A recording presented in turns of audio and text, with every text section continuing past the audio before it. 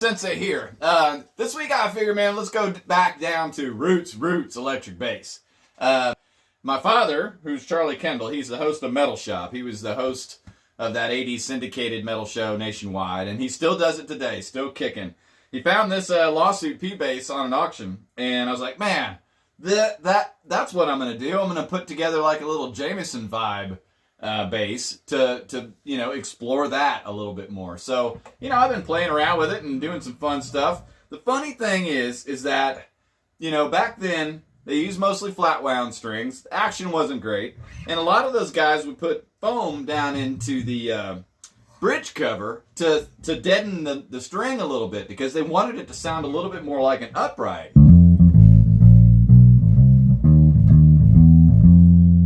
And that's what the transition was about, starting to record electric bass vice, recording upright. So, man, if you just dig into those grooves, I don't really learn a bunch of Jackson 5 or anything like that, but I listen to the style, and over the years, I've always kind of played that way. But if you set up a bass old school style, I think you might be able to come up with things that you might not realize that you'd play with a brand new set of strings on a crispy new bass and amp, but those old lines, that's so cool. There's just all these octaves and walking, chromatic leading lines that he did, that ways that tie music together. The cool thing that I saw on a bass video of a guy, good bass teacher that I see on YouTube, he was talking about how Plush, the song from Stone Temple Pilots, was actually hugely influenced by Jameson. And I used to actually play that song in a couple of cover bands, and I was like, wow, I never really put that together,